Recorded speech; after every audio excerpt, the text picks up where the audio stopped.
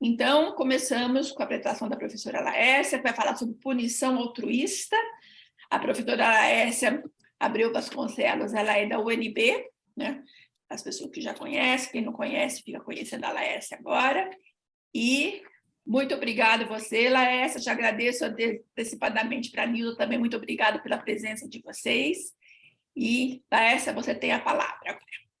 Eu que agradeço, professora, a você, professora Maria Helena Hunziger, ao professor Marcos Bentes, e agradeço muito por esse convite para estar nesse evento que tanto nos ensina, já com uma história importante no Brasil sobre controle aversivo, e dois pesquisadores que muito têm contribuído também para a formação de outros pesquisadores na área. Então, para mim é um prazer muito grande participar desse evento com vocês. Então, nós estamos aqui falando na área, vamos usar conceitos, e o mais comum é observarmos os pesquisadores citando a própria base de pesquisa, se é a ciência básica, citar e ler colegas que publicam na área de ciência básica, se é aplicada a mesma relação, se é aplicação a mesma relação. Então, a importância de a gente ter um modelo interativo de retroalimentação, chamado aí pelo Ladau, pelo Goldeiman, que faz tanto isso na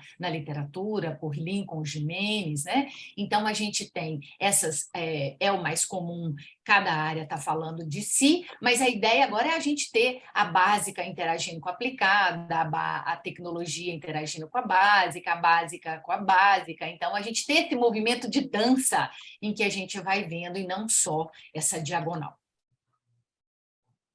Bom, o conceito de punição, ele entra num destaque com Skinner para procedimentos. Então, o reforço positivo, com a apresentação do estímulo reforçador, o estímulo negativo, o reforço negativo com a remoção do estímulo reforçador negativo, a punição positiva com a apresentação do estímulo reforçador negativo, a punição negativa com a remoção do estímulo reforçador.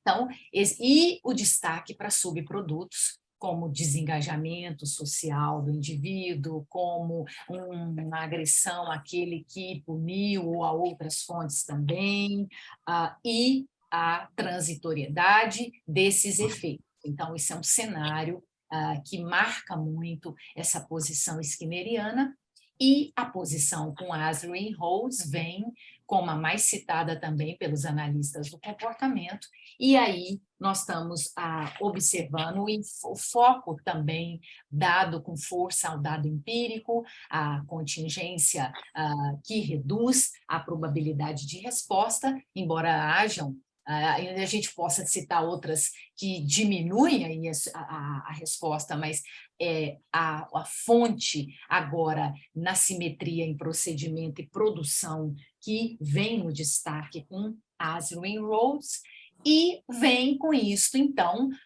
críticas que relacionam a punição com o sofrimento, né? E a contraposição é que nós não estamos falando em punir o indivíduo, a gente está falando em punir uma resposta. Estamos falando na aplicação a casos extremos para situações em que outras soluções foram ineficazes, né? Então, ou para casos em que as variáveis que mantêm o comportamento não puderam ser identificadas. O tratamento é apenas parte da intervenção, ela visa uma eliminação rápida para algo que parece ser prejudicial ao indivíduo e até impedindo dele aprender outras respostas desejáveis em seu repertório. E é colocado também onde predomina reforço positivo. Então, onde predomina reforço positivo, eventuais punições por parte de educadores não produziriam seus efeitos usuais colaterais indesejáveis. Em relação a críticas científicas, o foco para não são subprodutos necessariamente indesejáveis no sentido de respostas emocionais colaterais, de desconforto emocional, não necessariamente, e não somente o procedimento e processo de punição envolveria efeitos transitórios, e esses efeitos transitórios iniciais de Skinner, em um experimento mostrado por Church, mostrado por Azrin, como eles não têm aquela marcação inicial dada por Skinner da transitoriedade. Bom, nós vamos, então, olhar a crítica mais enfática de Skinner para a punição. Notas publicadas mostram que era um enfoque dado a situações pontuais extremas. Então, se usado de modo controlado, né, se a técnica era justificável, dada a rapidez dos seus efeitos, né, o contato com eventos aversivos pode ser inevitável, então também ele considerando isto, e considerando a responsabilidade assumir, né, também para assumir responsabilidades, aceitando essas penalidades, quando agisse de uma forma incorreta. Então, nós vamos observar nessa literatura os efeitos colaterais, eles são transitórios, e os efeitos colaterais positivos devem também ser citados, porque leva à responsividade emocional, à imitação, à aprendizagem e discriminação, por exemplo, facilitando, e efeitos indiretos necessitam de pesquisas adicionais. Também é interessante observar que os efeitos colaterais mais graves, eles aparecem negativos, também ligados a uma maior intensidade no uso do estímulo, ligado ao tratamento dado. E os efeitos colaterais negativos, né? E é interessante também destacar que as discussões éticas são dirigidas para a punição positiva, e revisões mostrando, por exemplo, no cenário da terapia infantil, o alto uso de punição negativa, né, como algo bem presente, como perda de pontos, né, e isso não envolvendo discussões éticas. Bom, nas grandes reflexões que a gente já acompanha nesses anos, né, nos nossos eventos científicos, nas produções que a gente tem da área, o foco é eliminar essa visão binária, uma visão binária que colocaria controle aversivo, reforço positivo como em lados opostos, e a superficialidade dessa análise é mostrada já na saída por não olhar para a complexidade das operações envolvidas, né, e por polarizar de uma forma simplista, como se o reforço positivo envolvesse ética e felicidade versus o antiético e o indesejável ou coerção.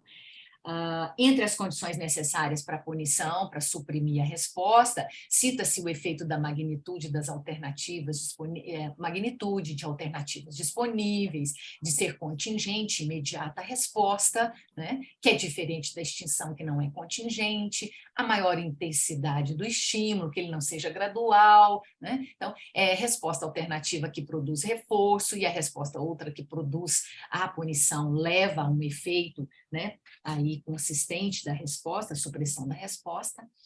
E no ambiente natural há punições sutis, então é muito interessante essa discussão que Hunziker traz para nós, né, como feedback para o estudante, e esse estudante diminuindo aquela declaração feita, que pode ser sobre uma relação conceitual, e a gente mostrando, então, a diminuição da resposta, o efeito da punição, sem haver necessariamente o acompanhamento de respostas indesejáveis.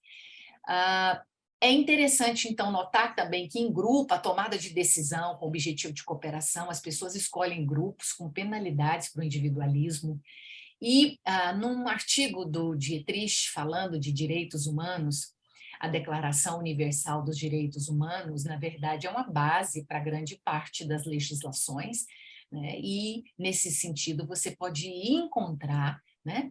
Nós vamos começar falando desse sistema jurídico, né? E vamos terminar também falando dele, como ele mudou drasticamente e como o Brasil protagoniza uma discussão no sistema jurídico de não somente punição, ou, junto com a punição, o que mais?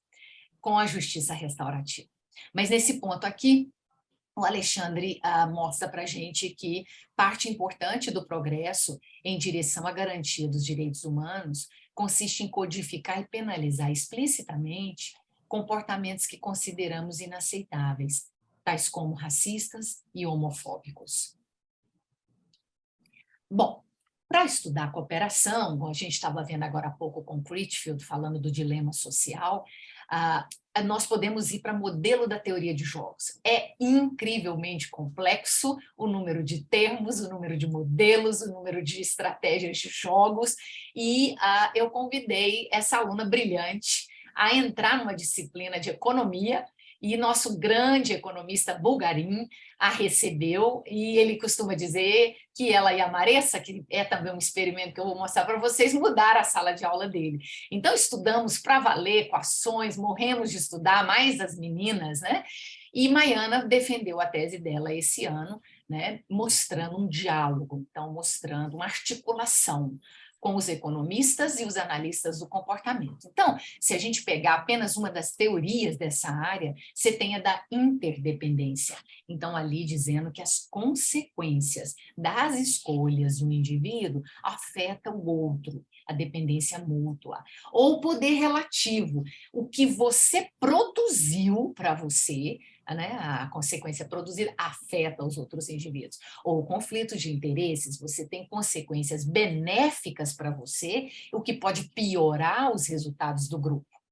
Bom, nós estamos aí com um artigo quase sendo submetido, e em 60 anos de estudo da cooperação, a gente descobre que até os anos 2000, o jogo do dilema do prisioneiro era muito utilizado, e aí outros jogos entram em cena, então jogos da economia, da matemática aplicada, e nós descobrimos também, a Maiana estudou isso bravamente, o Laboratório de Cooperação de Amsterdã, que de 58 a 2020 tem um banco de dados significativo e apresenta 217 variáveis com dados quantitativos sobre elas, e entre elas nós escolhemos algumas que os experimentos de metacontingência têm analisado, como o tamanho do grupo, a comunicação, que a gente vai ver exatamente o que é isso, a punição, sanção aplicada entre os participantes, a simetria de payoffs ou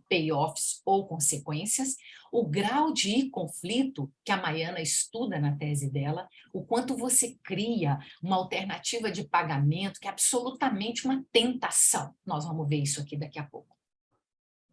No jogo do dilema do prisioneiro, você tem aqui a simulação de duas pessoas que cometeram um crime, cada uma está numa sala e está falando. Veja na matriz à esquerda que se o azulzinho coopera com o vermelho, ambos ficam calados, eles têm a menor pena. Se os dois desertam, é o extremo diagonal, eles têm a pena intermediária. Então, a tentação desse jogo é cooperar, o azul está cooperando e o vermelho está desertando. Então, o vermelho vai solto, o azul vai preso. Essa é a tentação do jogo do prisioneiro. Então, o dilema é estudado, nós vamos estudá-lo não da forma clássica, mas na forma de termos mais que 2 jogadores e mais de uma tentativa, porque esse é o PDG, é o dilema do prisioneiro clássico. O que a gente vai fazer é o IPDG, é o iterado. Por quê? Porque eu vou estudar as interações e vou ter tentativas repetidas com mais de 2 pessoas jogando. Bom, e pode ter várias estratégias. Num dos livros clássicos seminais do Axelrod, ele analisa a estratégia olho por olho. O que é olho por olho? Eu estou jogando, o segundo jogador começa cooperando com você, com o A, em seguida o A coopera, eu repito, depois o A deserda, eu deserdo. Se ele compete, eu vou competir. Se ele coopera, eu vou cooperar. A estratégia olho por olho, que marca 100% de reciprocidade, e o Hacklin mostra, manipulando isto, você vai ter essas curvas, a mais baixa com 50% de probabilidade, a intermediária com 75%, e o olho por olho com 100% de de reciprocidade. Então, o jogo do prisioneiro é interpretado por Hacklin também como uma semelhança com o autocontrole, né? Porque o que você faz agora pode ter efeito, né? E pode ter um efeito maior, mais atrasado, embora seja probabilístico, embora envolvam duas pessoas, né? Então, ele vai trazer isso. O Hacklin traz uma discussão que ele diz que, às vezes, a reciprocidade envolve uma questão de fé, porque você imagina uma pessoa que consome alguma substância química dependente e que diz vou parar, vou parar, vou parar, e depende dela essa resposta, principalmente se a gente está olhando individualmente as relações de autocontrole, mas quando você entra num jogo social de conflito, envolvem probabilidades, envolvem mais pessoas, e quando a pessoa precisa de um apoio, nesse sentido que eu dei o exemplo que o Hacklin traz, é como se a comunidade entrasse numa questão de fé. Ela não tem mostrado reciprocidade, mas ela pode mostrar reciprocidade. Então, você acredita, né, e que ela pode fazer diferente, então ele faz essas análises também. Bom, o que é interessante, pessoal, é que quando a gente pisa na economia, os economistas dizem assim, não. Pode botar todas as instruções na mesa. Aí a gente arrepia, né? Não, mas vamos lá, vamos analisar as contingências. Todas as instruções na mesa. Então, o que é muito interessante, você imagina, aqui é o Hacklin mostrando. Eles sabiam de tudo, as instruções eram explícitas, tinha matriz de recompensa, qual é seu payoff, o meu, do outro num quarteto, o total das nossas pontuações, o individual. Ainda assim, mais de 60% não maximiza esses ganhos. Então, é muito interessante a gente analisar essas interações e as VIs que controlam essas escolhas. Bom, numa revisão sistemática, nós observamos do comportamento cooperativo, na análise experimental do comportamento, que esses estudos, numa revisão feita entre 2017 e 2021, os estudos experimentais começam nos anos 60, na análise experimental do comportamento, e na definição funcional desses experimentos vai ter a marcação muito forte de termos tais como interdependência, reforçamento mútuo, coordenação. E entre as variáveis manipuladas vão estar esquemas de reforçamento, instruções, controle de estímulos, tamanho do grupo, custo da resposta. A cooperação, agora pulando para a área evolucionista, a psicologia evolucionista, a biologia evolucionista, a cooperação é um dos maiores desafios, e a análise detalhada da situação favorece o avanço de estudos e diálogos interdisciplinares, cada experimento muito bem descrito por nós, por eles, esse é o chamado, e a cooperação pode ser altruísta ou mutuamente benéfica. O altruísmo como uma situação em que você entrega benefício ao indivíduo receptor, né, e tem prejuízo dessa ação. A punição altruísta é colocada por esta área evolucionista de biólogos e psicólogos como uma condição importante para a promoção de cooperação, como uma variável crítica. E estudos neurais mostram também a hipótese de que as pessoas obtêm satisfação ao punir violações de normas. Então, os participantes mostram aí maior ativação no estriado dorsal e estão mais dispostos a incorrer na punição. A punição altruísta de comportamentos de deserção resulta em benefícios para os outros, no sentido de que você promove maior cooperação, como eu disse, e você, sobretudo, então, diminui os free riders. Esses free riders é aquele sujeito que quer se beneficiar, mas custo ele não quer nenhum em sociedade. Então, também a gente tem a ganhadora do Prêmio Nobel, a Ostrom, trazendo a teoria da escolha racional. Então, entre os economistas no mainstream, a Ostrom se destacou e faz uma interface belíssima com a gente, porque ela chama para um controle contextual, ela chama para formulação de regras, ela chama para a hipótese de que uma montanha, no livro dela de 300 páginas que ela ganha o prêmio Nobel, ela mostra vários recursos, então uma montanha, um rio do Japão, não precisa de alguém do governo ir lá olhar esse bem comum, esse common pool resource, esse bem comum pode ser gestão dos nativos, né? Olha que coisa linda para a gente, então, entender e analisar até com comunidades tradicionais, ribeirinhas, quilombolas, os indígenas nas matas também, né? Então, ela vai ter uma série de argumentos para isso, de que regras para usar esse bem comum, a monitoramento disso deveria ser no local, mais barato para um governo nacional, mais eficiente para a área que está fazendo a gestão disso.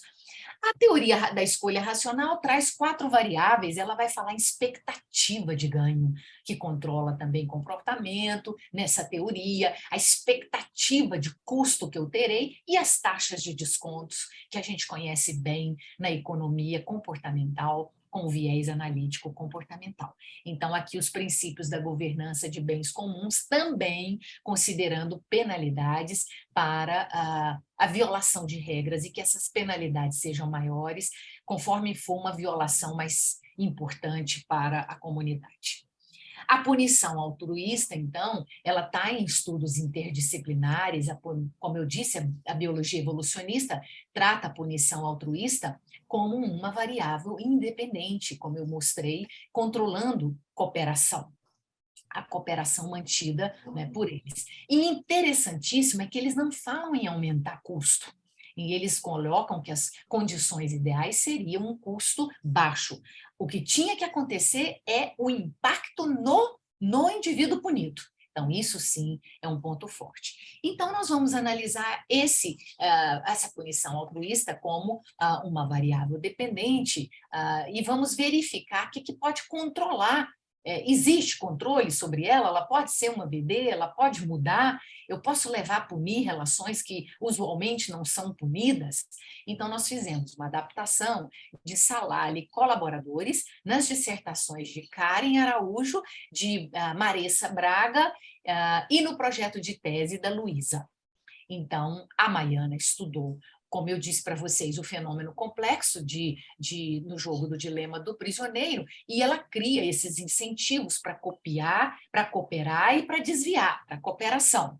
Então, vamos fazer análises funcionais mostrando o comportamento estratégico, a história de aprendizagem, as variáveis situacionais. Tudo isso a Maiana mostrou em experimentos numa tese de 200 páginas, como eu disse para vocês, mostrando um capítulo pesado sobre teoria de jogos e uma conversa conosco, uma articulação desses conceitos conosco, além dos experimentos.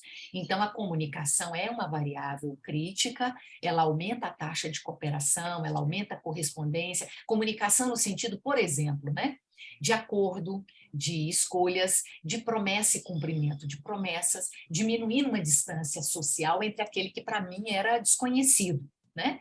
E o curioso é que aqui na Maiana eles conversavam, e você pode dizer, bom, tudo isso se resume então a um controle verbal? Sim, mas na tese do Diego Costa houve um momento que eles não conversavam. Aí você precisa de 80 tentativas, 100 tentativas, mais variabilidade, mas ainda assim a contingência controla o comportamento sem as relações verbais. O Diego Costa depois vê isso com os pescadores no litoral do Piauí, ele faz os experimentos no laboratório e depois olha essas análises com os pescadores do Piauí. Na tese da Maiana, então, como eu falei para vocês, essa tabela aqui do lado mostra 3 colunas, e o que eu estou colorindo é mostrando para vocês a tentação. No quarteto, na condição A, que está azulzinho, um membro recebe 21 pontos, né? Enquanto os outros recebem 9 pontos. Então, aqui a gente está manipulando os graus, né, de conflito a tentação no jogo do prisioneiro, né? A gente está vendo aqui os quartetos 5, 7, 10 alcançando esse controle da meta-contingência, ou seja, eles estão entrando num acordo para escolher esse produto agregado aí, 99921 XXXY, né? A gente está vendo também, agora, na condição B, que é 3, 3, 3 e um membro leva 39, isso também fica sob controle, como a gente vê no quarteto 6, no quarteto 7, né? E no quarteto 6 cumpre o critério de estabilidade, mas não com essa diferença com tentação. A gente vê aqui que 6 quartetos cumpriram o critério de estabilidade, mas escolhendo um produto agregado que era de igual ganho, XXXX. Né? E aí, quando entra na condição C, a condição C é aquela mais conflituosa, onde cada um ganha um e só um ganha o 45. Então, a gente vê também o controle acontecer. A cooperação, então, definida, não apenas quando você está dividindo igualmente, né, payoffs, consequências, mas também quando é desigual, né? Então, análogos experimentais da metacontingência. A metacontingência, ela favorece um tipo de cooperação, né? A Ingo Sandaker fala isso quando ela está analisando, por exemplo, indústria de energia petrolífera, que foi parte do doutorado, do pós-doc dela, ou quando ela está olhando a área organizacional de OBM, né? Então ela vai dizer, olha, a metacontingência, ela gera um tipo de cooperação, esses entrelaçamentos promovendo um tipo de cooperação, né? Então, aqui para a gente investigar a ausência de punição, igualdade, desigualdade e consequências culturais comuns que incidem quando eles escolhem um desses produtos agregados que a gente está aqui projetando. Então, entramos na área de punição altruísta e os evolucionistas vão dizer, bom, punir altruisticamente é considerado um bem público de ordem superior. Então, se você tem aí sanção e que resulta em benefício social.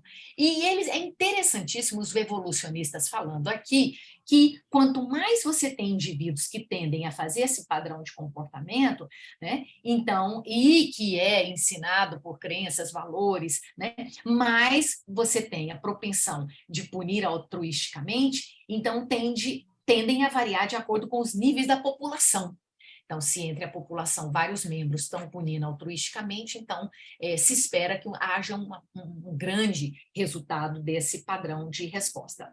Então, a análise do comportamento vai olhar para a punição altruísta no transcorrer da história do indivíduo de cooperar, compartilhando regras, ver aí a quantidade que se perde, e se essa punição é justa, injusta. É nesse cenário que vem a punição altruísta. Numa das teses de mestrado da administração, um cliente reserva uma vaga de hotel, a cidade está lotada porque tem um evento científico, essa pessoa é uma grande da área desse congresso, chega no hotel e o hotel diz, erramos, não temos vaga. Um terceiro vai para a internet e diz, um absurdo que esse hotel fez, irresponsabilidade total, isso não pode ocorrer novamente, isso tem que diminuir, então esperando que ali esteja essa relação de duas, que é o cliente com o hotel, e um terceiro que pune o hotel nessa relação aqui explicada pela punição altruísta. A punição altruísta é um jogo que ele nasce do jogo do ditador. O jogo do ditador tem o distribuidor, nós vamos falar várias vezes isso hoje, e o receptor. Um distribui pontos, fichas, adesivos, e o outro recebe essa distribuição.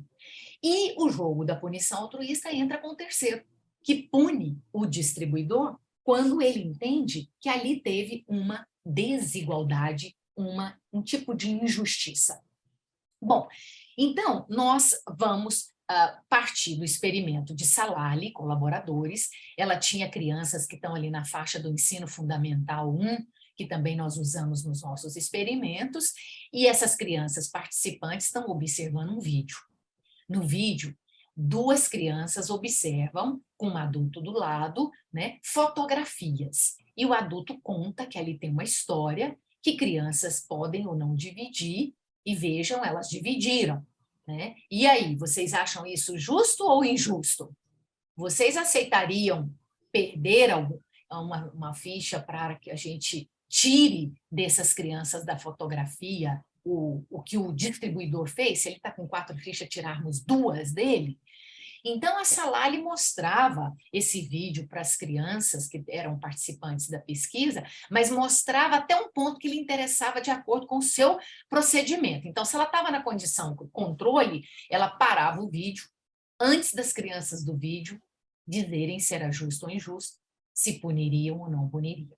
E aí a Salali tinha condição onde era para punir igual, punir desigual, não punir igual, não punir desigual. Bom, então, esta era aí os dados da Salali. E o que ela vai ver? Ela vai ver que os resultados mostram, né? Ela usou mais de 200 crianças e os resultados mostram que as crianças mais velhas tenderam a imitar, e isso com modelo, e quando tinham distribuições desiguais, mesmo sem modelo, essas crianças mais velhas tendiam a punir mais do que as crianças mais jovens.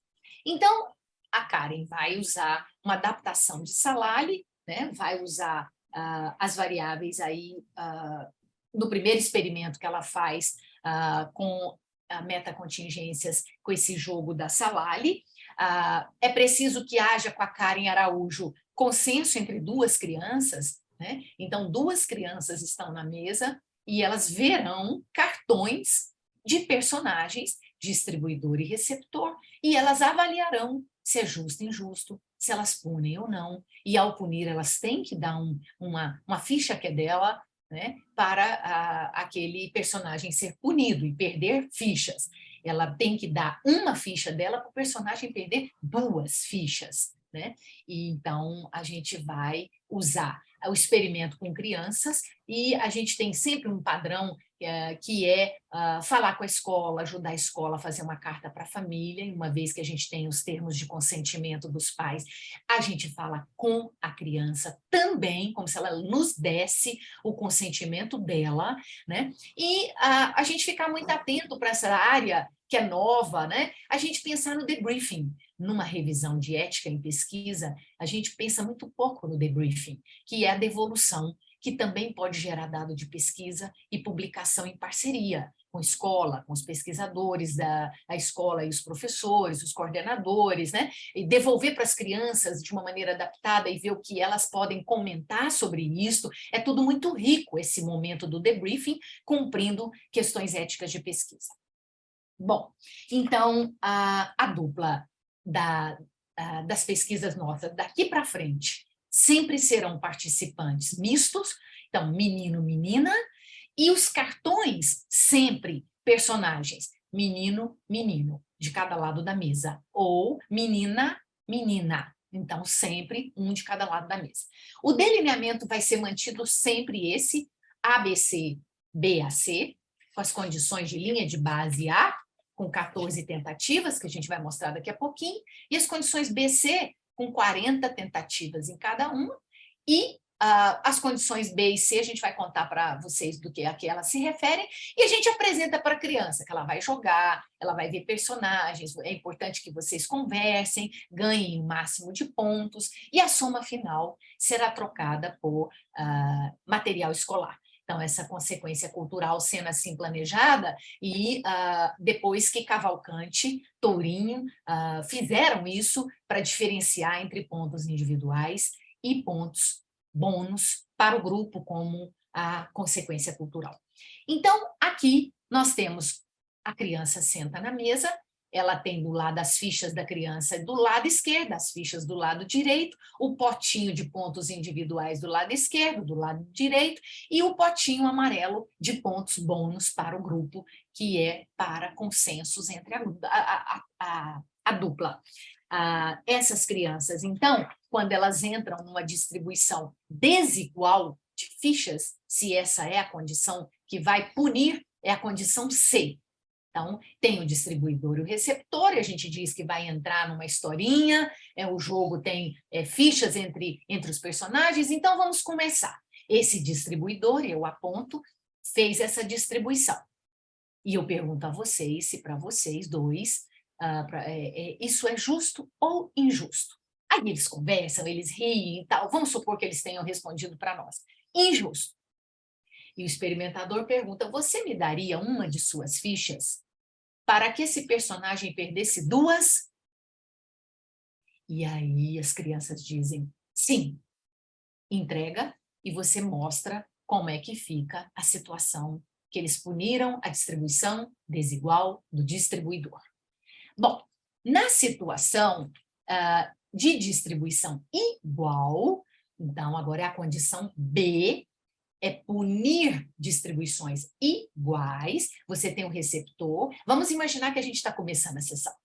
Então, para lembrar vocês, a gente está numa história que os personagens dividirão, vamos ver o que ele fará com essas fichas dele. Então, vamos começar. Esses personagens têm essas fichas e eu pergunto a vocês, a divisão foi justa ou injusta? E a criança responde. Vamos imaginar que elas estejam respondendo para nós. Injusta. Não, justa. É assim que eles falam. E aí eu pergunto, você me daria uma ficha para que essa criança, aponto para a distribuidora, para o personagem, perdesse duas fichas? Aí vamos imaginar que na segunda exposição, a condição B, eles me deram fichas e essa personagem perdeu fichas. Bom, na condição de linha de base, o que é importante pensar? Não tem consequências, exceto no finalzinho das 14 tentativas, a gente tem ali a 11ª, vai um pontinho cor-de-rosa para o potinho do esquerdo. A 14ª, a 11ª, um ponto para o personagem da esquerda. Desculpa, para a criança participante aqui da esquerda. 12ª tentativa da linha de base, um ponto arbitrário, vai lá, da direita. 13ª, um ponto para cada criança e um ponto no centro. 14ª, acabou a linha de base, não tem ponto, como não teve nas 10 primeiras tentativas. Nas condições B e C, como eu expliquei, a condição B é punir distribuições iguais e não punir desigual. A condição C, punir distribuições desiguais e não punir iguais. Então, o ponto individual, ele é uma marcação importante nas nossas pesquisas, porque a gente não estava conseguindo avançar sem eles. Por quê? Porque quando uma criança diz assim, vou punir essa distribuição e a outra não, uma ganha ponto individual. Elas olham uma para a outra e dizem, o quê? O que está acontecendo aqui? O que a gente tem que fazer? Então, dá saliência para a programação da metacontingência em cena, né? Então, vejam que na condição B, você tem lá os produtos agregados que essa dupla tem que produzir e elas receberão bônus por essa produção. Os dados mostram que quando eles entram na linha de base, é aleatório, é assistemático. Punem distribuições iguais, punem distribuições iguais. Quando eles entram na condição B, punir distribuições iguais e não punir distribuições desiguais. Eles passam a não punir distribuições desiguais. Aí, avançando, você vê o controle da condição C, punir distribuições desiguais e não punir distribuições iguais, né? Então, a gente vê isso na primeira exposição a C e na segunda exposição a C, né? E tivemos, então, 4 duplas com controle destas condições, né, B, C, e tivemos 2 duplas que somente puniram distribuições desiguais. E tivemos 2 duplas que puniram tudo. Então, fomos analisar agora a proporção de escolhas de cada criança. Então, vamos lá. Vamos analisar um gráfico agora de cada um desses 2 blocos aqui. Vamos ter um gráfico para as 2 primeiras linhas, com distribuições iguais, e vamos ter um gráfico para as 2 segundas linhas, com distribuições desiguais. Então, é como se eu pegasse distribuições iguais e dividisse para o total de distribuições iguais daquela condição. Lembrando que cada condição, a 14 tentativas, a B, 40 tentativas, a C, 40, nós tínhamos 50% de ocorrência aleatória ali de distribuições iguais e desiguais. Então, vamos lá. Quando a gente olha o gráfico que tem aqui, nós estamos analisando a proporção por punir ou não punir distribuições iguais. Então, vamos ver o que aconteceu com isso na pesquisa.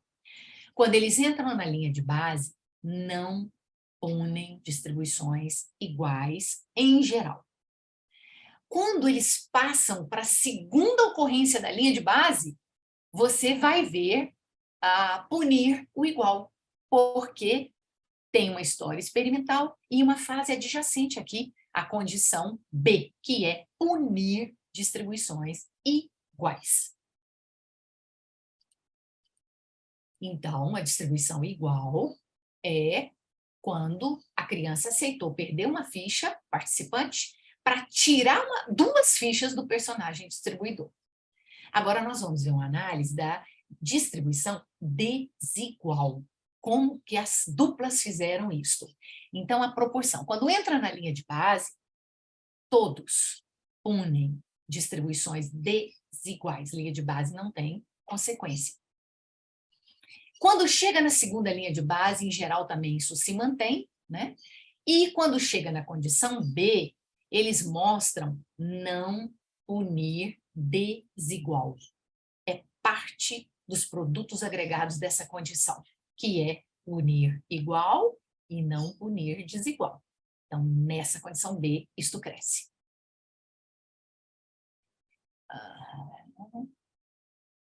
E também, na segunda ocorrência B, também a gente está vendo não punir desigual. Então, desigual é a mesa com os personagens com distribuições desiguais e as nossas participantes crianças aceitaram perder ficha delas mesmas para punir o personagem que perde duas.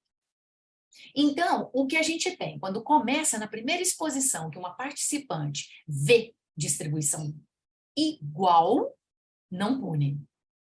6 duplas, na primeira vez que vê uma distribuição desigual, pune. Então, aqui a Karen mostra para a gente aí os resultados dessas condições B e C da pesquisa dela, o consenso das duplas sendo sensível à consequência cultural, lembrando que aquele bônus de consequência cultural, ele só era dado somente se houvesse consenso, né, entre as participantes. Então, com o consenso, a gente vê que, entrando em condições diferentes, você tem estas relações sendo observadas. Bom, com a Karen, quando terminava a pesquisa, nós colocávamos na mesa, as crianças poderiam também levar algo trocando pelos pontos que ela tinha. Somava tudo que ela tinha, com as consequências que elas obtiveram todas do jogo, né? E aí tem tantos pontos, isso deu para você levar uma revista ou um livro. Em geral, elas escolhiam revistas, aquela revista que é maior, do Maurício de Souza, que trata de temas científicos e tecnológicos, né? Então, elas escolhiam levar para casa. Bom, na dissertação da Marissa, nós vamos, então, replicar a Karen, só que agora nós vamos fazer, né? Eu tinha dito que com a Karen a gente tinha separado aquele tipo de consequência, agora com a Marissa, o que a gente está fazendo? Somente vai trocar por material escolar para a sala de aula, e isso acordado com todas as crianças e com as professoras da sala de aula dessas crianças, os pontos como consequência cultural, os bônus. Esses serão trocados. Os pontos individuais, a gente entendeu que eles estão numa categoria de placar de jogo.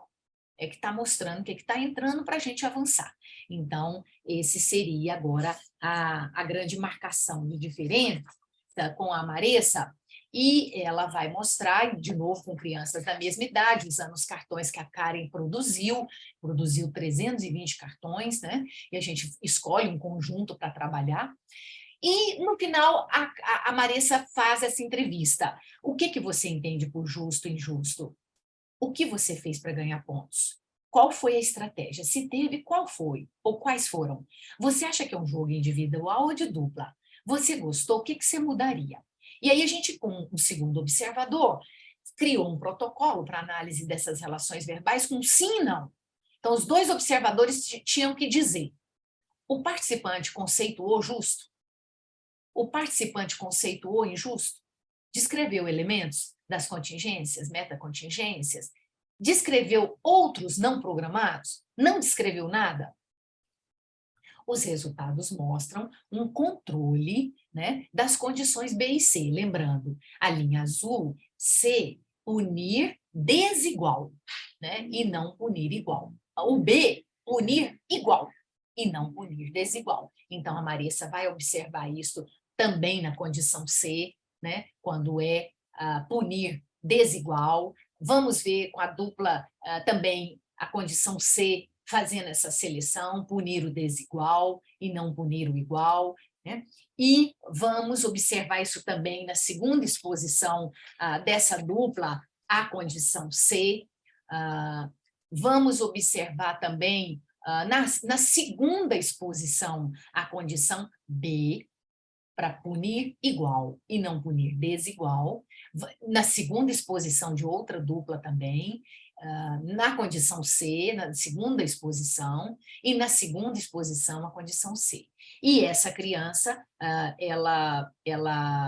a dupla da D4 é uma dupla que puniu em todas as condições, né? E essa dupla também, D4, tem um padrão de competição. Então, espera um responder, espera o outro responder, e sempre responde o contrário. Então, eles não tinham aí esse controle da condição. Bom, no experimento 2, a gente deu destaque. Olha, a ficha é sua.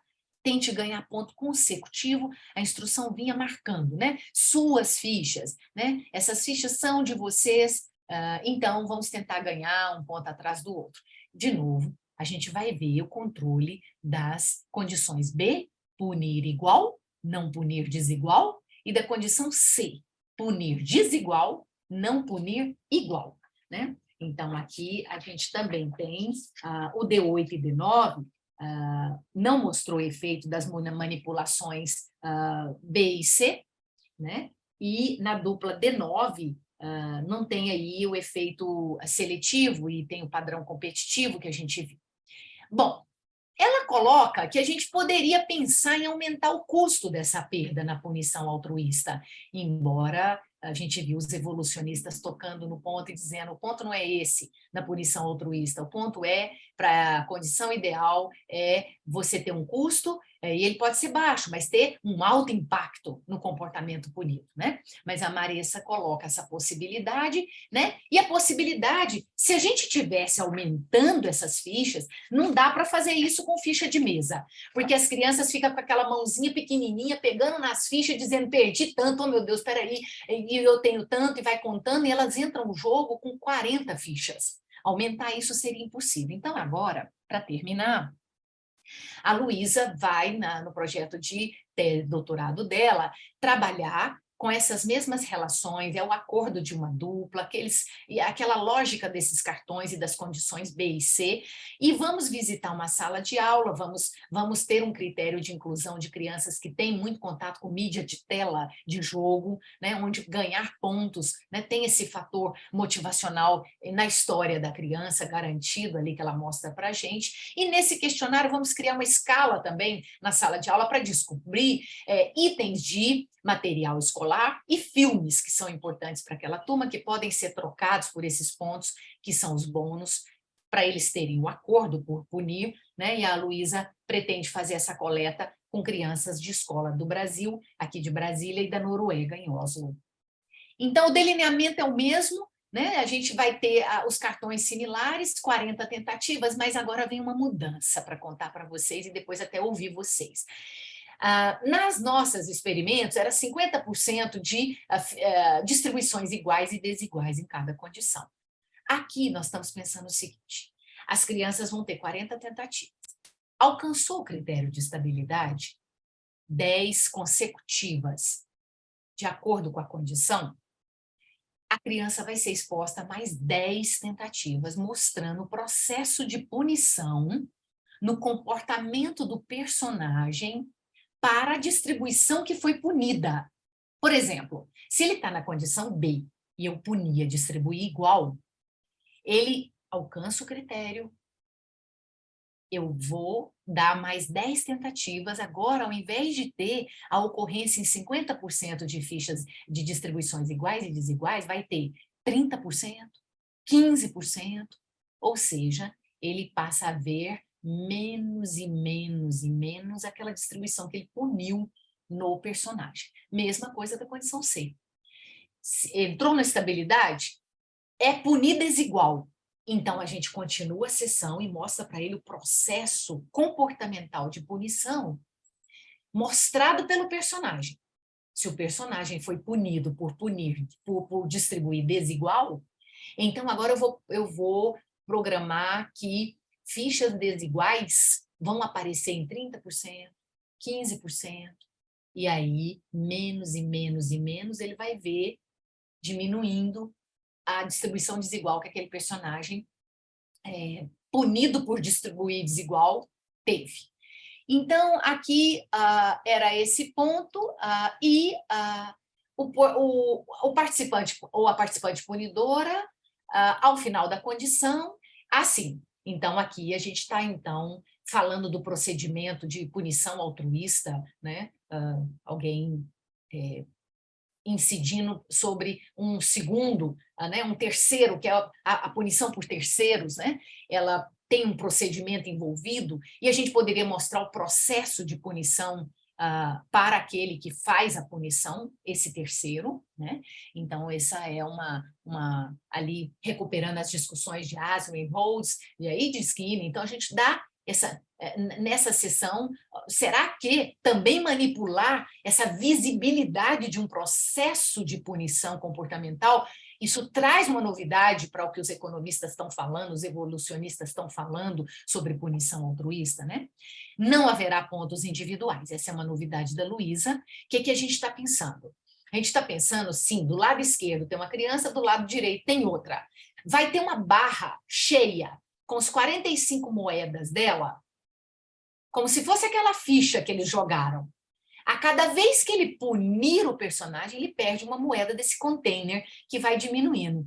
Então, vai mostrando invisibilidade, saliência para o estímulo de perder da punição altruísta. E o bônus, a consequência cultural, vem para fortalecer os consensos da dupla nas escolhas que elas fazem por punir. Então, a gente usar consequências culturais como moedas e também as moedas nesse container que ele vai perdendo. Ele vai perdendo como se tivesse aquilo para jogar, né? Não fala mais em ficha para jogar, fala em moeda para jogar. E ele vai perdendo, que ele tem que perder para jogar, ele tem que perder para punir na punição altruísta, né? E não vamos ter... aqui está escrito moedas individuais, assim, para mostrar isso.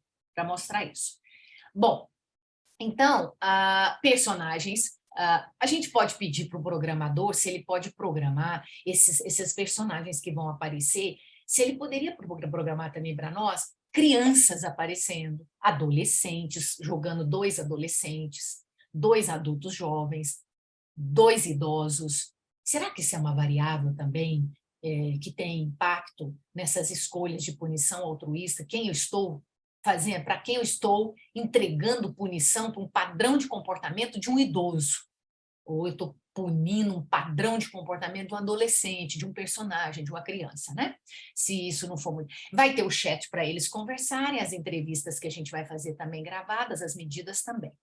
Bom, pessoal, então era isso. É a punição altruísta, é uma agenda de pesquisa que a gente tem, né? E usando essas concepções de punição, então tentando jogar para dentro dessa punição altruísta, né? A discussão de procedimento, de processo, quando aquele que foi punido mostra o processo de punição comportamental, né? Para o terceiro que puniu. Então, a gente olhar para isso, olhar para a apresentação dos bônus, controlando como consequência cultural essas contingências comportamentais entrelaçadas que podem ter variabilidade no que eles decidem e fazem, mas quando está numa condição e a consequência cultural incide sobre determinados produtos agregados, de B ou de C, punir igual e não punir desigual.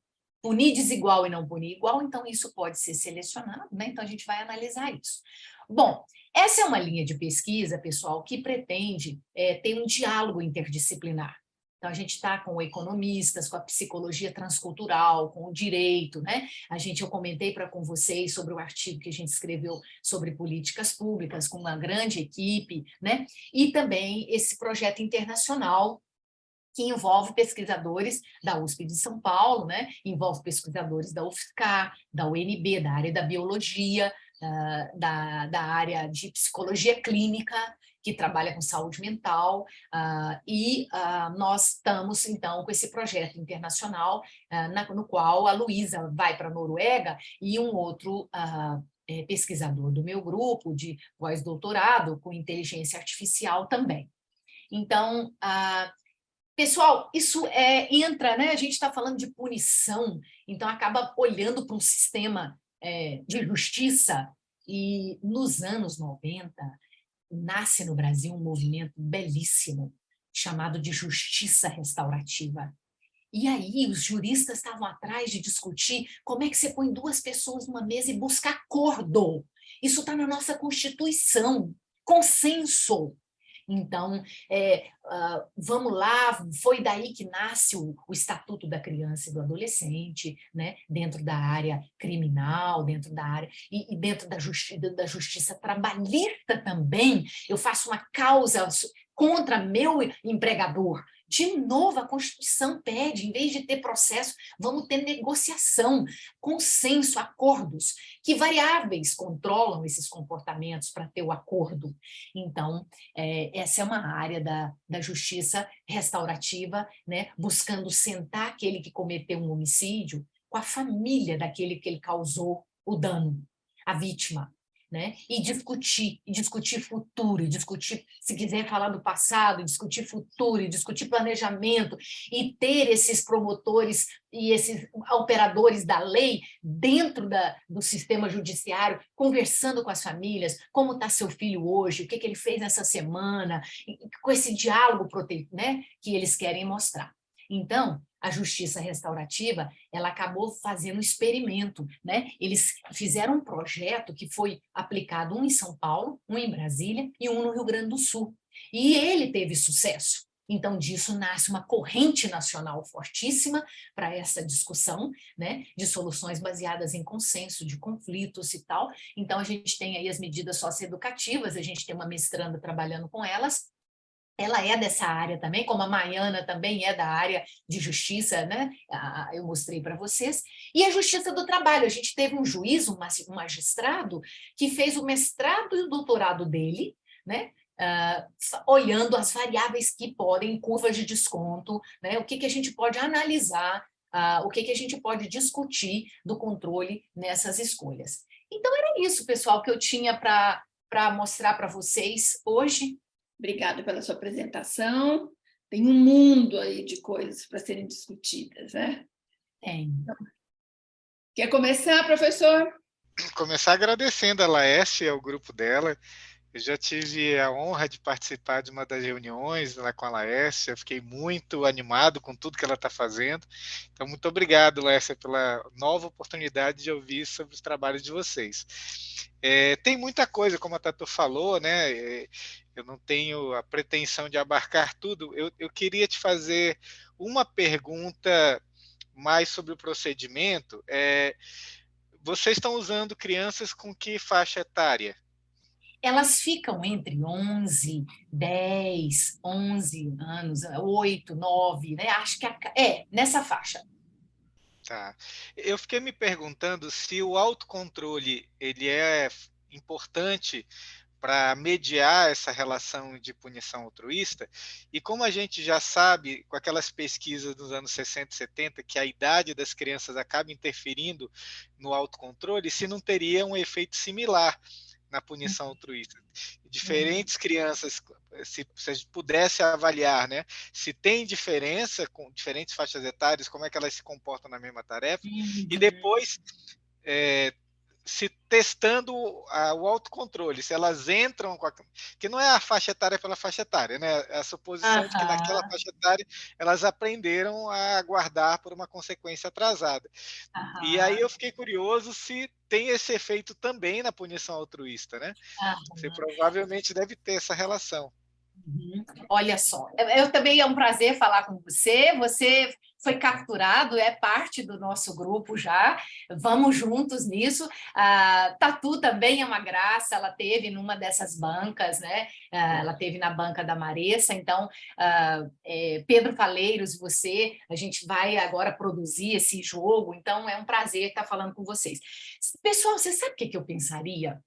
Eu pensaria assim, Marcos, se você pegar as pesquisas de comportamento verbal com crianças entre 5 e 10 anos, é mais ou menos por aí que caminhou muitos experimentos, salvo engano, do Lowy e colaboradores, também pesquisas do Hart Risley. Eu não sei se foi Hart ou se foi Risley, porque eu nunca lembro quem é ela, quem é ele. Se Hart é ela foi a primeira pesquisadora com comportamento verbal com crianças, eu acho. Depois publicou um livro fabuloso em que os seus alunos de pós acompanhavam crianças no berço e media quanto que se falava com as crianças pequenas, de 1 ano, pouquinho, né? E depois foi vendo as curvas de crescimento de fala, de interação social dessas crianças. Então, o que eu diria? Eu diria que, nesses dados verbais, essas crianças entre 8 anos já é uma faixa segura, que essas crianças mostram um domínio, né? Elas conseguem se expressar, e mais, né? Em artigos que eu já escrevi sobre a relação de criança com mídia, né? E que a ONU mostra, você vê as crianças mais e mais, muito sob controle da mídia de tela, mais ainda com a pandemia. Então, essas crianças, elas se manifestam, elas têm uma interação talvez muito diferente das crianças da minha geração. Então, eu fico pensando que 8 em diante é um momento que a gente já consegue, talvez, observar essas relações que a gente está buscando e até, não sei, observaríamos também relações de autocontrole. Agora, você põe na mesa uma coisa interessantíssima, que pode ser uma pesquisa, né? Do jeito que hoje a gente viu, nós vimos nessas discussões todas do SICA fantásticas, né? A gente viu entre elas a discussão de termos a psicometria nos levando, né, para crianças que mostram, então, por exemplo, a gente viu com a psicometria índices de inteligência e diagnósticos de TDAH mudarem quando reaplicados com crianças expostas a procedimentos de equivalência de estímulos, melhorando leitura e escrita. Então, essa psicometria é muito, muito rica para poder dar para a gente dados assim validados, que esses grupos medem, normativos, e pode nos ajudar a um diálogo, né? Então, eu fico pensando que a gente poderia também ter uma medida. Nós temos medidas na psicometria riquíssimas para a área de crianças, para essa área de habilidade social, de negociação. Talvez a gente podia contar com isso numa pesquisa e contar também que, por que não, uma pesquisa que casasse isso, tivesse crianças expostas a um procedimento de autocontrole e depois crianças expostas a um procedimento de punição altruísta, e a gente pudesse fazer essas relações que você traz de uma forma brilhante. Eu acho que é uma pergunta empírica interessantíssima, né? Eu acho que tem uma relação interessante da gente investigar. Se não há nada, eu acho que a gente poderia... Eu vou ver por aqui, viu, Lessa, se tem algum aluno de mestrado desavisado, quem sabe a gente possa... A gente faz, a gente conquista. Né? E aí a gente fazendo o programa fica mais fácil, né? Então, vamos sim, vamos desenvolver essas pesquisas e vamos olhar. A gente pode, inclusive, observar. O fato de um professor chamar várias vezes o nome de um aluno em sala de aula não precisa nem dele punir. Não precisa nem dele falar, você é horrível, você não aprende, você é danada, hein, menino? Só de eu falar, João, João, João, João, quer dizer, eu mostrei isso para uma professora, mas de forma bem delicada, né? Porque era uma orientação minha na clínica com os meus alunos, e a minha hipótese era essa. Quer dizer, a mãe dizia, Laércio, ele não tem problema, ele está mostrando aqui, você me pediu para olhar o que o livro ensinou. E o que ele fez, eu vi, Laércio, aqui do jeito que você me ensinou, a prova mediu aquele capítulo do livro e ele respondeu. E o que não mediu que você me ensinou, Laércio, eu fui lá e perguntei. Ele sabe por que ela está fazendo isso. Então, eu acho que é o jeito do menino, muito falante, fala mais alto, não sei. Teve ali um desconforto entre professor e aluno e uma punição, né? Ou ela criou um SD para esse menino de mau aluno sem falar isso na turma. A gente pode ter um experimento onde a gente pega, indicado pela professora, crianças que mostrem não sei o que, não sei o que, não sei o que, não sei o que. Que aí a gente está vendo relações, é como se a gente pegasse política pública, diz que todos têm que aprender, todos têm que ensinar, vamos lá, Paulo Freire, né?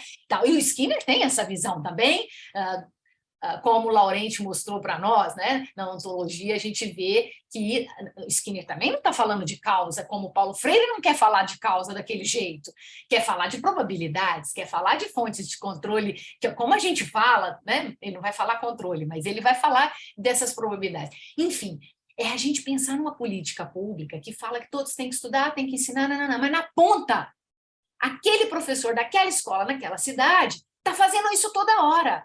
Então, está tendo ali vieses na aplicação. É como se a gente estivesse fazendo um tipo de avaliação daquela política pública quando você está olhando para uma dificuldade de aprendizagem social, que na verdade, às vezes, o que pega é até social, porque xinga, porque fala alto, porque sai sem pedir licença, ganha advertência.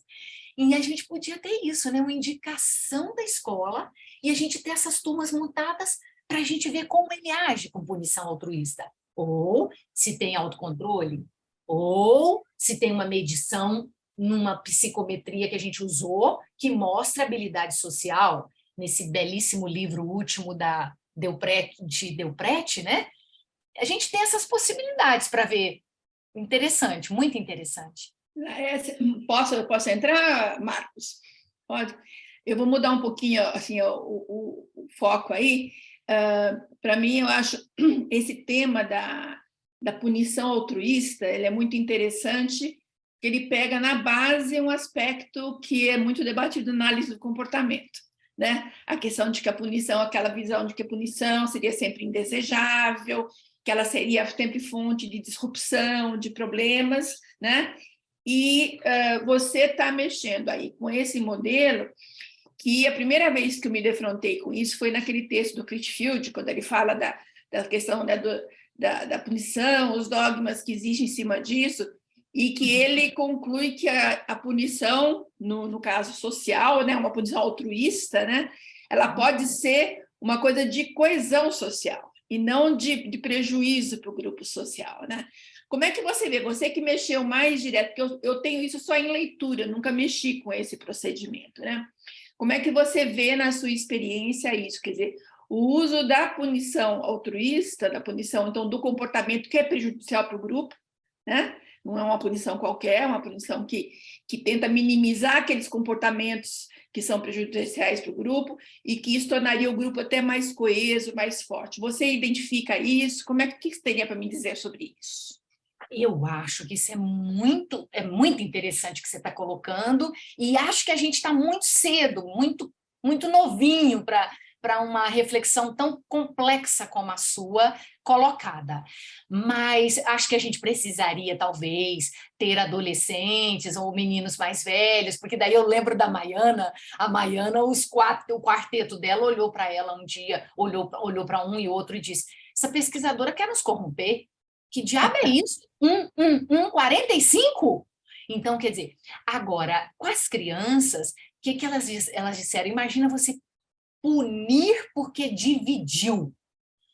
Aí uma olhava para a outra e falava: acho que ela está querendo que a gente dê nossa ficha para esse aí ficar sem. Quer dizer, Então, eles vão conversando, mas como eles conversam? Conversam, mas conversam pouco, tem dupla que não conversa. A Maiana também teve dupla que era universitários, né, que vieram, que também às vezes conversam muito pouco e tal, mas eu penso que a gente precisaria ter mais dados. Bom, vamos lá. Parte da resposta talvez a gente tenha. Se a gente conseguiu essa coesão, que é o controle da condição B e é o controle da condição C, então está demonstrado. Calma, sugere que isso pode ser. Porque você imagina, punir distribuição igual. Isso é justo ou é injusto, menino? É justo. Você me daria uma ficha para ele perder? Hã? Quer dizer, não é uma norma social eu dizer que é justo. E você ainda está pedindo para me dar meu dinheiro para poder o menino perder. Essa pesquisadora é louca. Então, assim, o descompasso foi a gente querer ver se aquele bônus tem força, controla o comportamento, de eu fazer um consenso, que aí é uma contingência comportamental entrelaçada, os dois têm que fazer isso. E vocês viram, na primeira condição B, não faz mesmo. Não faz mesmo. Na primeira condição B, lembrem-se, estou terminando a resposta para pegar o ponto principal. Na condição B era punir igual e não punir desigual. O que eles faziam quando via a primeira vez o B? Passaram a não punir o desigual. Até aí eu aguento. Que é a história, né? A história. Punir o igual só na segunda exposição. Então, os nossos dados, do que a gente vem falando, Marcos, Pedro, Luísa, né? Luísa está aqui com a gente ali também, no doutorado dela. O que a gente está falando parece que tem esse consenso, então parece que sim, é uma fonte de controle muito clara. A gente pode, igual eu pensei, se o programador não xingar muita gente lá em Sorocaba, aí a gente pode pedir para ele fazer, não só de personagens, não só de bonequinho, mas 2 adultos jovens ou idosos ou tararará, e a gente pensar em simulações diferentes, mais adaptadas para adulto do que perder 10 pontos. Porque com a Luísa, os bonequinhos vão ter que ter mais ficha na mão. 10, por exemplo, para poder eu ter mais liberdade para programar 10, 10, 8, 8, 6, 6, 4, 4, para mostrar o processo de punição, que foi uma coisa que você brilhantemente alertou na defesa da Marissa. Pessoal, vamos botar o processo de punição em cena? Cadê ele? Né? Então, apesar da gente estar falando do comportamento do punidor, é interessante que tenha. Você já pensou se o cara vendo não fica mais eficiente ainda? E você já pensou se o evolucionista tem razão? Não precisa aumentar o custo. Só precisa a gente mostrar que tem impacto. O que é ter impacto? É o processo de punição. Né? E a gente mostra o bonequinho com a mesa sem nada. Não sei se eu te respondi, mas eu acho que pode ser uma sugestão do caminho. Uhum. Né? Vocês já fizeram com participantes mais velhos, tipo assim, adolescentes, adultos, coisa assim, não? Não fizemos ainda, né? Tá. E como a gente está conversando, né, com Marcos, com Pedro, Luísa, a gente pode dar uma guinada. A gente pensou em não dar a guinada para ter um pouco mais de dado. Por exemplo, a gente teve os da Marissa, teve o da Karen Araújo, teve da Marissa Braga e vai ter o da Luísa. Talvez a gente podia completar esse ciclo com a Luísa, que é doutorado, então tem mais esforço envolvido de inovação ali. Quem sabe a Luísa não aceita a gente ter uma condição também trabalhosa que tivesse outro tipo de simulação também, com adulto, e a gente pensar, né? Como é que a gente podia fazer isso? Não sei. Eu só fiquei pensando para a gente não saltar depressa e ter uma história replicativa que foi melhorando as VIs para a gente poder falar dessas coisas de uma forma mais clara, né? Uhum. Maravilha. Tem uma pergunta da Valquíria perguntando para a professora Laércia se ela pode falar um pouco mais sobre a pesquisa dentro da justiça restaurativa. Tá, para a gente não se alongar, o que eu diria para você? essa é uma área legal demais para o SICA vai contribuir demais. Quando esses operadores da lei descobrirem o SICA, olha, eles vão ver a mina de ouro. Por quê? Porque eles estão... Qual que é o ponto deles? Isso é inovação Brasil, tá, gente? Então, esse grande jurista que eu comentei com vocês, que também está no nosso artigo com políticas públicas e análise do comportamento, ele diz assim, a justiça está há 100 anos de atraso em atualizações. Ele dá aula nos Estados Unidos hoje. Ele já foi do Conselho de Justiça brasileiro quando essa coisa forte estava em cena. A história é linda. Depois, quem tiver interesse, eu mando o vídeo desse promotor, desembargador gaúcho, que fala da história. Ele era um grande nome da época. Ele foi entrevistado, eu não sei se foi pela UNB Futuro. As universidades não têm os seus centros de avançados de estudo, a USP tem estudos avançados, o EA, a UNB criou o CEAM antes do EA da USP, que é o Centro de Estudos Avançados. E a UNB tem projeto 2020, 2030, o mundo que queremos. Então, ela está com a União, ela está com eu esqueci o nome das parcerias, é a União Planetária. Tem 4 coisas muito grandes envolvidas com isso, com a UNB, como a USP tem coisas lindas no IEA. O que é o ponto? É a gente não somente trabalhar com prisão. É a gente não somente trabalhar com um tipo de punição. Eu prefiro falar desse jeito, porque eu já aprendi tanto com o SICA e com esses gigantes nossos que publicam e formam nessa área, né? Então, assim, pode ter outro tipo de punição, mas não prisão. Então, o que o desembargador tem uma análise linda, ele fala assim, ó, cara, ainda não chegamos no sonho de sentar um cara que cometeu um homicídio com a família do membro que ele matou. Porque sentar significa a gente ver acordos, conversa, futuro de país, inclusão. Ainda não demos conta. Mas a gente deu conta do meio do caminho, que é sentar o homicida com vítimas secundárias dele. Quem é? Família, né? Que sofre tanto.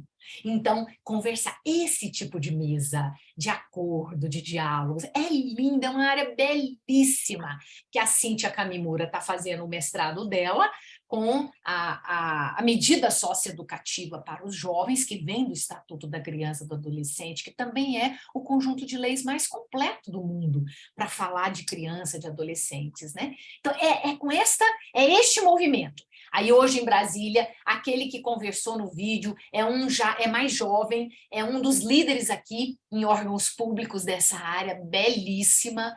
Então as coisas vão caminhando nessa direção. É por aí, é pensar nessa direção. Não sei se eu te respondi, Valquíria. Deixa eu perguntar nessa linha uma coisa. Você conhece a Valdirene aí da UNB? A Valdirene? É. Não. Então, é o seguinte, eu estou com um aluno de mestrado que está trabalhando nessa parte, pensando em sistema prisional e tal, e acabou entrando nessa questão da justiça restaurativa, né? E ele tá sendo orientado por essa professora, Valdirene. Ela fez mestrado com Silvio Botomé. Maravilhoso. Doutorado em Direito. Maravilhoso. Então, ela junta análise do comportamento com o direito, e ela está na UNB num grupo, mas ela está, acho que, na parte mais do direito, não está na psicologia. Mas seria interessantíssimo para vocês fazer o contato com ela, porque ela tem esse olhar de análise do comportamento, conhece bastante por dentro a questão assim, jurídica, né, que ela fez o direito, e tem essa perspectiva da justiça restaurativa como a meta mesmo. Tato, obrigadão. Se você depois eu te passo o nome completo dela. Tá? E o contato para você seria assim, excelente, já que você está ligada com essa questão. Né? Obrigada, querida. A Morgana fez uma pergunta que foi o seguinte: ela colocou assim, sobre a amostragem. Muito me interessa o desenvolvimento de altas habilidades e superdotamento, realidades desenvolvimentais em QIs acima de 130, 140. Haveria interesse seria VI em relação às múltiplas inteligências como construto em indivíduos neste nicho? Sofia, deixa eu ver se eu entendi.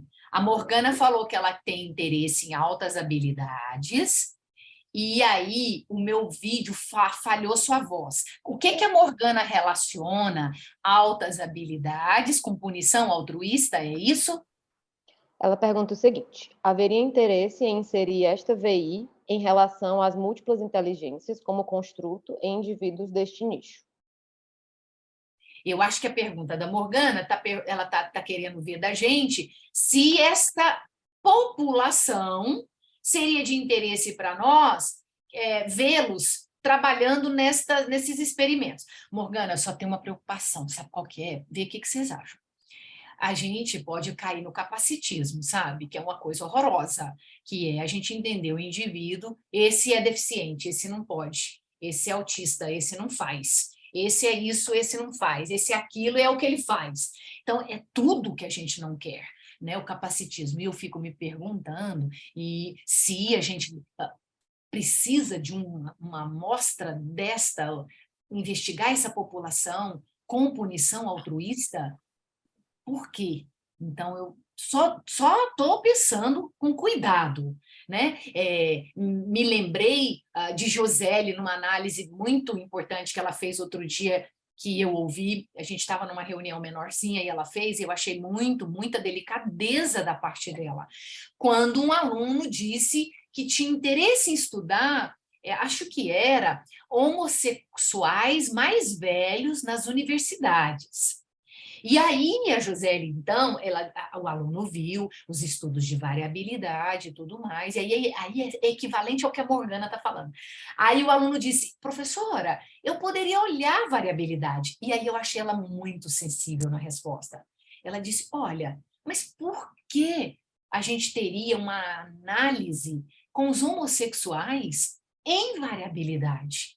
A gente tem o risco de estar com uma hipótese atrás disso para poder centralizar em amostras? É uma pergunta que ela fez que eu achei muito sensível, que eu estou agora pensando que tem uma equivalência com o que a Morgana está falando. Não sei, viu, Morgana? Eu acho que é questão de utilidade, né, Morgana? O que é critério de verdade para nós, né? Então, a gente pensar em utilidade. Para onde a gente vai, a energia que você está botando, né, em dinheiro, em investimento de pesquisa, em descobrir relações de uma literatura que possa sair dela também, mas precisamos sair dessa forma? Não sei. Acho que a gente tem que pensar, viu, Morgana? Laécia, infelizmente, nosso tempo está acabando. Eu acho que nós vamos precisar dar uma paradinha agora, mas a Sofia, depois você pode encaminhar para a Laécia as demais perguntas, Sofia, tudo bem? E aí pode ser que... Oi. Você deixa eu só fazer um comentário complementar? Só se você deixar, se não deixar, eu tá. Deixa eu pensar um pouquinho. Tá bom, vai. Tudo bem. Tá bom. Eu fiquei pensando na pergunta Morgana, né? Eu acho que só tem uma coisa que seria curiosa, Laécia. Como inteligência é aquilo que os testes medem, então eu fiquei curioso. Eu acho que tem um pressuposto, às vezes, na economia da decisão racional. Sim. E que você tomaria a melhor decisão racional possível, como se fosse a única... o único mecanismo... Se você soubesse de todas as regras, você vai tomar... Isso, você faria aquilo. Eu acho que só seria legal por isso. Para mostrar que não faz nenhuma diferença. Não são essas variáveis. Porque se fosse, você talvez tivesse uma forte correlação, né? Se esse é o único mecanismo de decisão, só que o teste mede isso à enésima potência, né? Esse pensamento racional naqueles problemas específicos. Mas isso não tem nada a ver com inteligência social. Como é que eu me relaciono com o outro, qual é a melhor maneira de me dispor nesse ambiente social. Então, a única razão que eu veria seria correlacionar estritamente esses testes acadêmicos com desempenho em outras tarefas sociais. Para ver que não é uma coisa generalizada. A inteligência de alguma coisa. Mas ainda assim a gente teria que ter aquela delicadeza como pesquisador que a gente discutiu no finalzinho da manhã de hoje. né? Que é você está olhando relações, está colocando no nível, a gente falava, olha, será que ele está no nível incondicional? Se está, investiga como a comunidade interpreta. Então, de novo, se a gente faz uma pesquisa dessa, tem um banco de dados, toma muito cuidado com a maneira que a gente vai mostrar essas relações, né? Que você teve, você está aí dizendo, olhar o social não necessariamente tem uma alta correlação com punição altruísta. Obrigado, Laécia, mais uma vez. Acho que você lançou um monte de coisas, tenho certeza que você vai receber aí contatos, vão pipocar aí para você, gente interessada no seu tema. Vou te mandar esse endereço da Valdirene, que acho que você tem contato com ela, vai ser excelente. Eu te conto tudo. Então, até daqui a pouco, todo mundo. Tchau, tchau.